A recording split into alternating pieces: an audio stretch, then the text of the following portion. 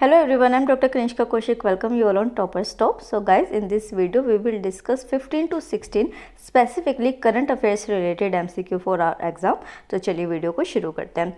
First जो question है वो आपका है कि अक्टूबर 30 से लेकर नवंबर 1 2020 तक एक जो है वर्चुअल हैकथॉन कंडक्ट किया गया था इंडियन गवर्नमेंट के थ्रू, जिसके अंदर national informatics centres, IEEE and Oracle जो है इन तीनों ने मिलकर पार्टिसिपेट किया था और इन्हीं के थ्रू ये लॉन्च किया गया था। तो आपको बताना है कि वो हैकथॉन जो था उसका क्या नाम था।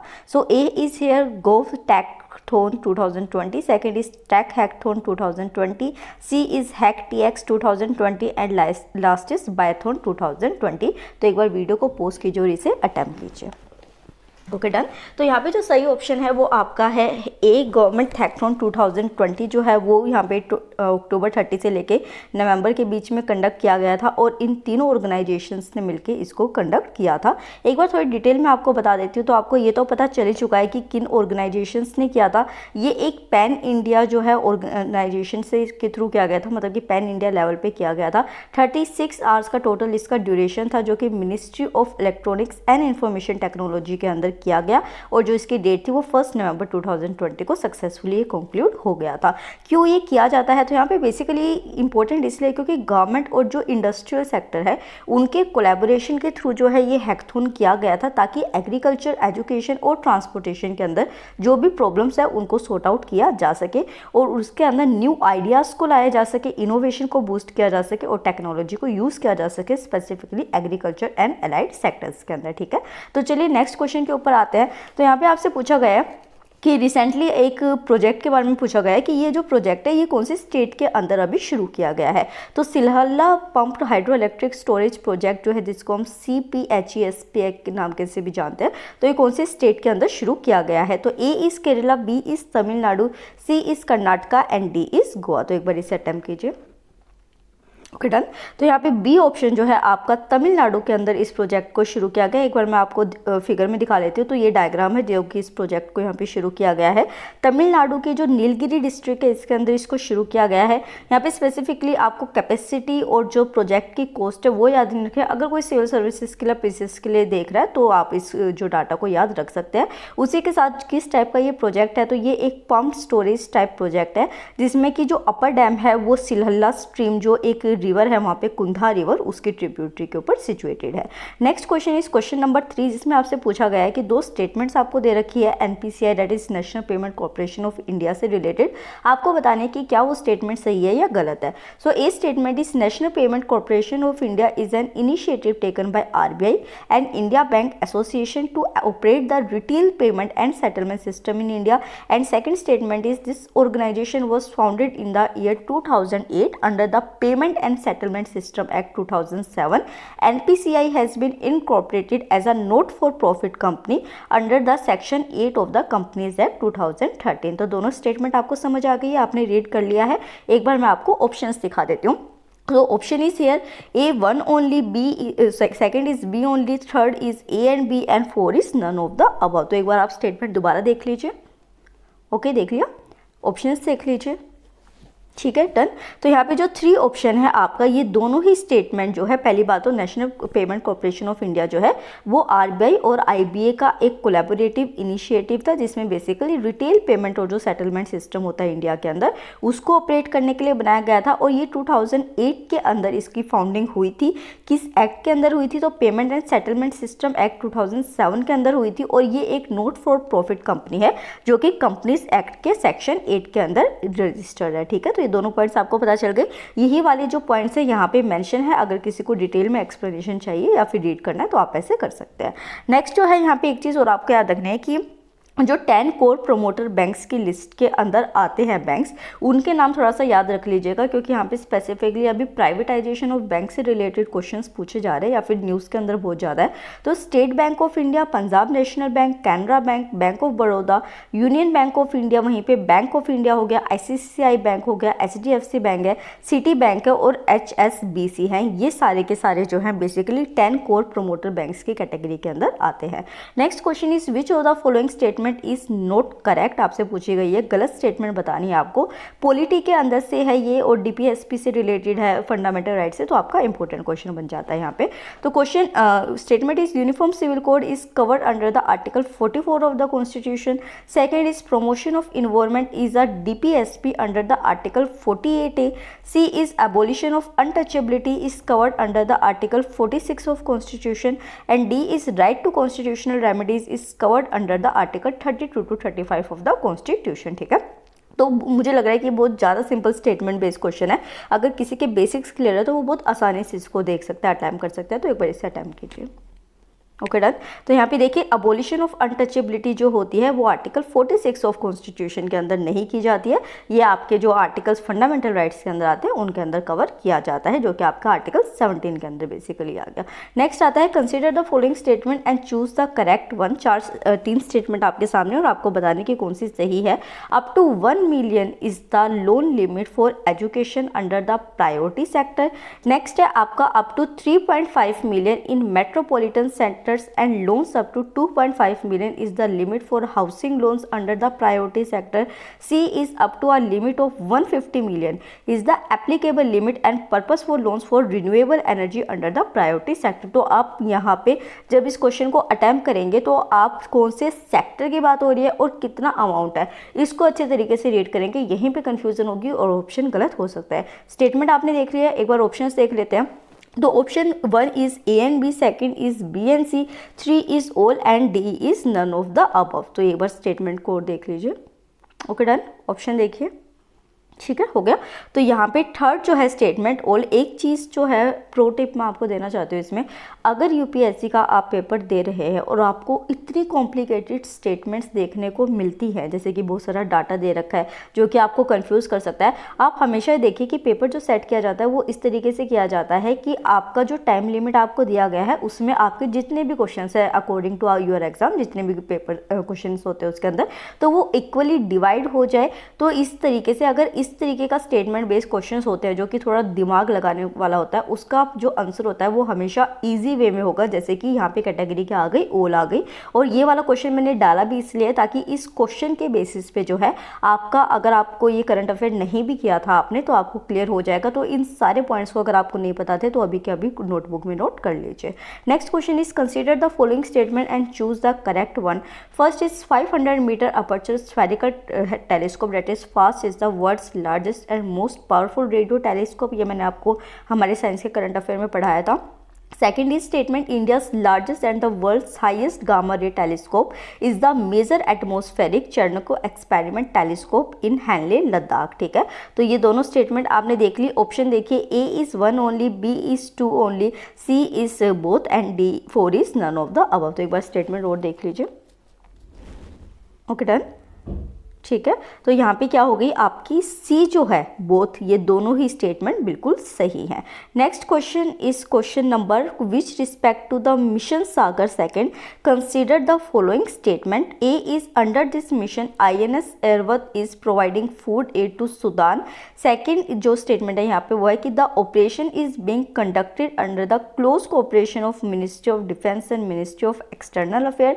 Third statement is it is inspired by India's visionary programme Sagar Mala of ministry of shipping. ठीक है, तो आपने स्टेटमेंट देख लिया, एक बार ऑप्शन देख लीजिए।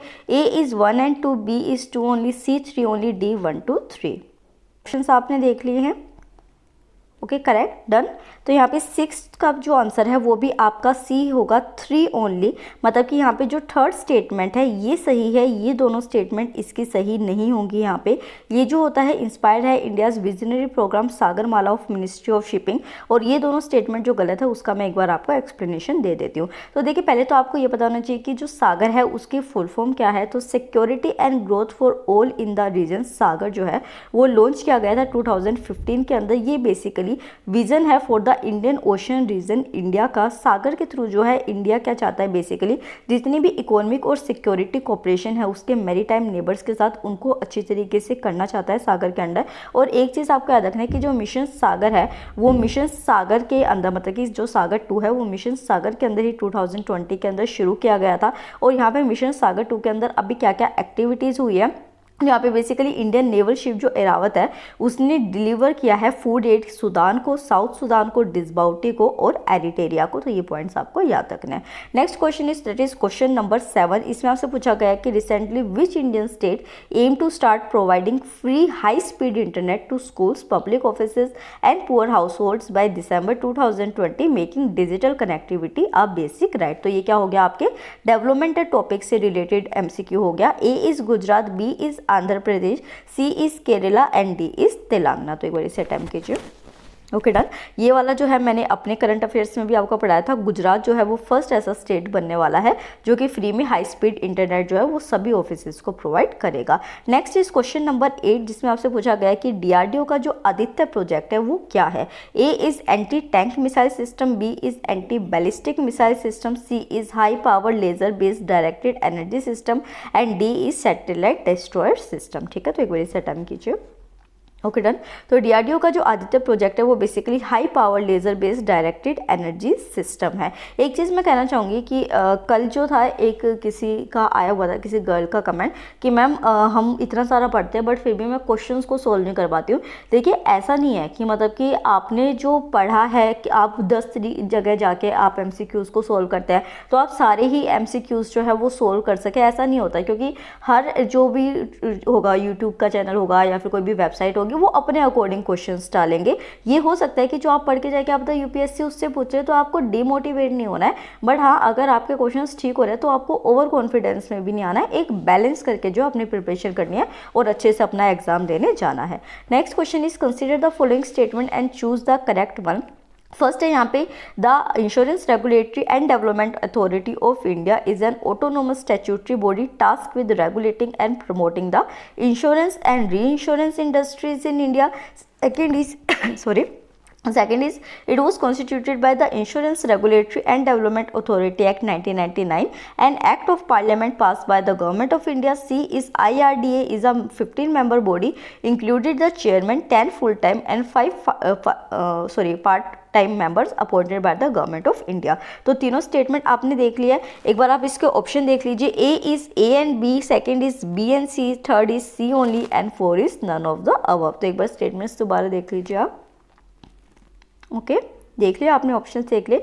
तो यहाँ पे जो सही करेक्ट ऑप्शन है आपका वो है third, that is C only. तो ये जो थर्ड स्टेटमेंट है दैट इज आरडीए जो है वो एक 15 मेंबर बॉडी है जिसके अंदर चेयरमैन को भी इंक्लूड किया जाता है, जिसमें कि 10 फुल टाइम मेंबर्स होते हैं और 5 पार्ट टाइम मेंबर्स होते हैं और गवर्नमेंट ऑफ इंडिया के थ्रू अपॉइंट किया जाता है। ये स्टेटमेंट सिर्फ सही है, ये दोनों स्टेटमेंट गलत है। तो एक बार इसकी एक्सप्लेनेशन देख लेते हैं। तो देखिए IRDA जो है वो एक स्टैट्यूटरी बॉडी है, ना कि एक ऑटोनोमस बॉडी है। पहली बात तो ये है, ठीक है। उसी के साथ इसको कॉन्स्टिट्यूट जो किया गया था वो अथॉरिटी एक्ट 1999 के अंदर किया गया था और इसका जो हेडक्वार्टर है वो कहाँ पे है, हैदराबाद के अंदर है। अगर हम इसके फंक्शंस की एक बार बात करते हैं, little mistake in this and rectification, यहाँ पे जो ऑप्शन है आपका वो सी नहीं है, बी एंड सी है। बिकॉज अभी मैंने इसको स्टेटमेंट को देखा कि ये वाली जो चीज़ है ये आपकी ठीक है।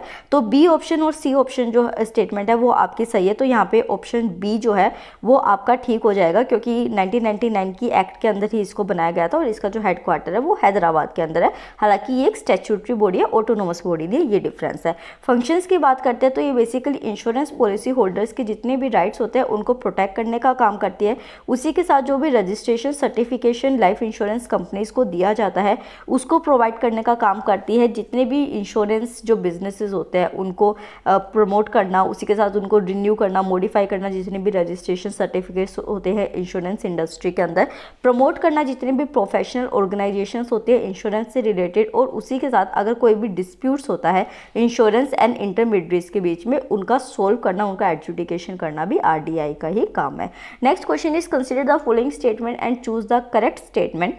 ये option is the base year of the consumer price index for the industrial worker that is CPIW is revise from 2001 to 2018. B is consumer price index from the CPI is equal to cost of basket divided by cost of basket in the base year multiplied by 100. तो दोनों statement आपने देख लिया। तो एक बार option भी आप इसका देख लीजिए। A is 1 only, B2 is B only, फिर आपका C आता है A and B and 4 is none of the above। देख लीजिए एक बार इसको। आपने देख लिया इसको। तो यहाँ पे जो इसका सही ऑप्शन है वो हो जाएगा आपका 2, डेट इज़ बी ओनली, क्योंकि 2018 जो है वो अभी नहीं रहा है। 2016-15 जो है इसका अभी भी बेस ईयर रहा है CPI-IW का, 2018 नहीं हुआ है। Consider the following statement and choose the correct one. Statement number A is the Foreign Contribution Regulation Act 2010 is an act of Parliament of India by the 42nd Act of 2010. Second statement is here is it is a consolidating act whose scope is to regulate the acceptance and utilization of foreign contribution or foreign hospitality by certain individual or association or companies and to prohibit acceptance and utilization of foreign contribution or foreign hospitality for any activities detrimental to the national interest. ठीक है, तो दोनों statement आपके सामने है। एक बार आप option देख लीजिए। Option 1 is A only, B is 2 only, C आता है आपका A and B, and 4th is none of the above. ठीक है, तो एक बार आप स्टेटमेंट और देख लीजिए सारी। ठीक है, डन। तो ठीक है, क्वेश्चन नंबर का आंसर जो होगा वो आपका है सी, ए एंड बी, ये दोनों ही जो स्टेटमेंट है वो इससे रिलेटेड है और ये सही है। Next question is that is question number 13, जिसमें आपसे पूछा गया है ग्लोबल हंगर इंडेक्स से रिलेटेड स्टेटमेंट और आपको बताने की कौन सी सही है। A is global hunger index 2020 was release on the 16 October 2020। Second, it is based on the 5 component indicators. Third is India ranks 102 out of 117 countries. ठीक है, तो यहाँ पे ए है option 1 only, B is 2 only, C 1 2 3 and D is none of the above. तो एक बार इसे अटेम्प्ट कीजिए। Okay, done. तो यहाँ पे जो फर्स्ट स्टेटमेंट है आपकी ग्लोबल हंगर इंडेक्स जो है वो 16 अक्टूबर 2020 को रिलीज हुआ था, ये सही है ए स्टेटमेंट। इसके अलावा ये जो दोनों स्टेटमेंट है वो गलत है। यहाँ पे बेसिकली क्या होता है कि ग्लोबल हंगर इंडेक्स जो है वो बेसिकली जॉइंटली पब्लिश किया जाता है कंसर्न वर्ल्ड वाइड और जो वेल्थर हंगर लाइफ है उसके थ्रू। ये जो प्रोड्यूस किया गया था फर्स्ट टाइम ये 2006 के अंदर किया गया था। हर साल अक्टूबर में जो है इसको रिलीज किया जाता है और ये 15 इंडेक्स था जो कि GHI का रिलीज हुआ है।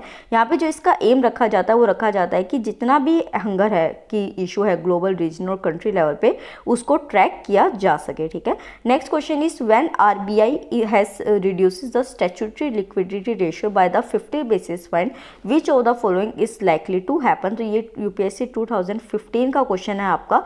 तो मैंने डाला है कि इस तरीके से थोड़ा इको, क्योंकि अभी भी ये न्यूज़ के अंदर था। तो ए है India's GDP growth rate increases drastically, B is foreign institutional investors may bring more capital into our country, C is scheduled commercial banks may cut their landing rates, and D is it may drastically reduce the liquidity to the banking system. ठीक है, तो एक बार इसको video को pause कीजिए और attempt कीजिए। Okay, done. तो यहाँ पे जो आपका सही ऑप्शन होगा वो सी हो जाएगा, that is scheduled commercial banks जो होते हैं वो अपने लेंडिंग रेट्स को कट डाउन कर देंगे अगर स्टैट्यूटरी लिक्विडिटी रेशियो जो है 50 पॉइंट कम हो जाएगा। तो यहाँ पे आपको बेसिकली जानना है कि SLR होता क्या है। SLR जो होता है वो बेसिकली एक मिनिमम परसेंटेज होती है जो कि डिपॉजिट जो है वो कमर्शियल बैंक्स, मतलब कि एक जो कमर्शियल बैंक होता है उसको लिक्विड कैश के थ्रू अपने पास मेंटेन करना होता है चीज़ों को, मतलब कि पैसे की फॉर्म में अपने पास रखना होता है एक डिपॉजिट, गोल्ड की फॉर्म में या फिर सिक्योरिटीज की फॉर्म में। SLR जो होता है वो फिक्स किया जाता है RBI के थ्रू, और अगर इसको मतलब कि मान लीजिए कि जो क्रेडिट ग्रोथ है उसको इंडिया में रेगुलेट करना है तो उसमें SLR को यूज़ किया जाता है जाके जैसे कि SLR जो है वो इन्फ्लेशन और जो फ्यूल ग्रोथ है उसको कंट्रोल कर सके। अब क्वेश्चन आता है कि अगर SLR जो है वो इस तरीके से रखा जाता है अपने पास डिपॉजिट के लिए, तो CRR क्या है, मतलब कि कैश रिजर्व रेशो क्या है। तो SLR और जो CRR है उसके बीच में क्या डिफरेंस होता है ये आपको जानना है। तो CRR जो होता है वो बेसिकली कैश रिजर्व रेशो एक मिनिमम प्रोपोर्शन परसेंटेज होता है बैंक का डिपॉजिट जो कि वो कैश की फॉर्म में, सिर्फ कैश की फॉर्म में अपने पास रखेगा। बट SLR जो होता है वो एक ऐसा मिनिमम परसेंटेज का डिपॉजिट होता है जो कि बैंक्स अपने पास गोल्ड, कैश और अप्रूव सिक्योरिटीज तीनों की फॉर्म में रख सकते हैं। ये इसका छोटा सा डिफरेंस हो जाता है। Next question is question number 15, जिसमें आपसे पूछा गया है स्वामित्व स्कीम के बारे में। स्वामित्व स्कीम जो है मैंने गवर्नमेंट स्कीम का जो माइंड मैप था उसमें डिटेल में आपको समझाई है। तो first statement is Svamitva scheme is a central sector scheme launch by the honourable prime minister of India on the national panchayat day that is 24 April 2020। B is the ministry of Panchayati Raj is the nodal ministry for implementation of the scheme. In this state the revenue department, land records department will be the nodal department. ठीक है, तो दोनों आपने देख लिया statement, एक बार आप देख लीजिए option A, 1 is A only, 2 is B only, C A and B and 4 is none of the above. ठीक है, तो एक बार देख लीजिए दोनों स्टेटमेंट्स को। Okay, done. तो यहाँ पे जो 3 ऑप्शन जो है वो सही हो जाएगा, तो ये आपकी दोनों ही स्टेटमेंट यहाँ पे सही हो जाती है। ठीक है, नेक्स्ट जो है वो क्वेश्चन है, last question of today is Nobel prize in chemistry 2020 has been given to which development? A is CRISPR CS9 DNA snipping scissors, B is lithium ion battery, C is directed revolution of enzyme and D is phage display of peptides and antibodies. ठीक है, तो एक बार इसे attempt कीजिए। So A option is correct है, CRISPR Cas9 जो DNA snipping seizures है उसके रिस्पेक्ट में जो है नोबेल प्राइज़ केमिस्ट्री 2020 दिया गया है। तो इसी के साथ जो है हमारे करंट अफेयर्स के रिलेटेड MCQ जो है वो कवर हुए। तो आप जो है मेरे को कमेंट सेक्शन में अपना स्कोर ज़रूर बताइए, वीडियो कैसी लगी ज़रूर बताइएगा, वीडियो को लाइक कीजिएगा, चैनल को सब्सक्राइब कीजिएगा। Thank you so much.